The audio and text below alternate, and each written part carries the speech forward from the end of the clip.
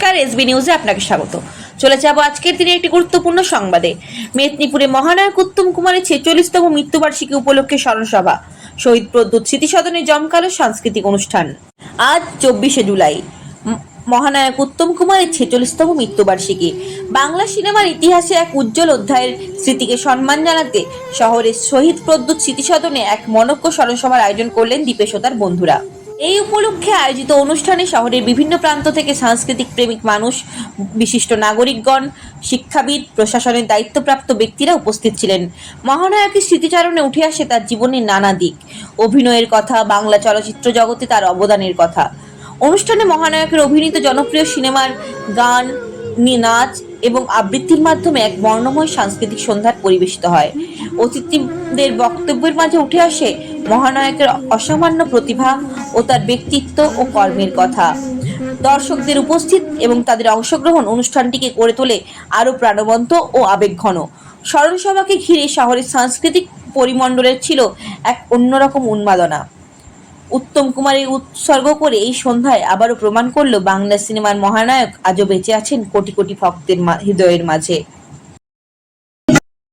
এই পথ যদি না শেষ হয়, শলা ঝেসে চুল উড়িয়ে তোমার কাঁধে কাঁধ অন্য জায়গায় দাঁড়িয়ে আমরা একটা আলাদা জিনিস অনুভব করলাম হৃদয়ে।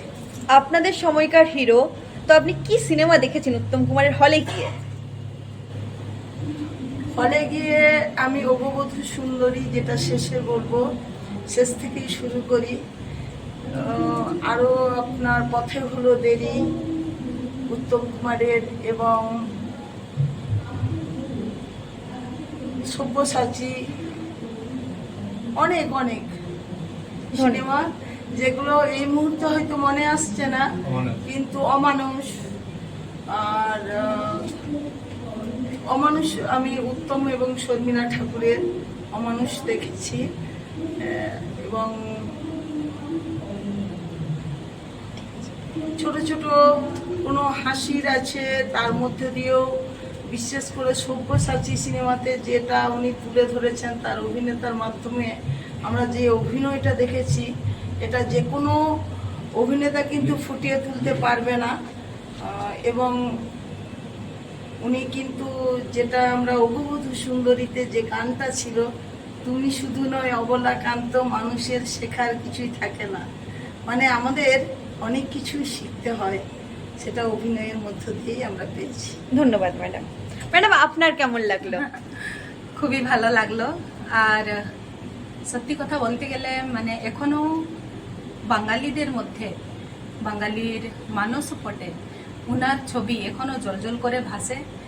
আর আমরা যারা প্রত্যন্ত গ্রামেও থাকি, আমরা যতটুকু দেখেছি, যে সিনেমাগুলো দেখেছি, সত্যিকারেই মানে হৃদয়স্পর্শী।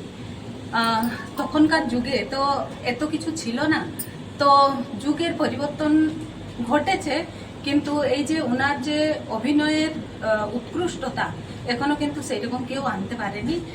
আর ওনার যে লোকপ্রিয়তা ছিল, সত্যিকারেই মানে ভারতবর্ষে আর কারো ছিল না। আমরা ওইটার জন্য খুব গর্ব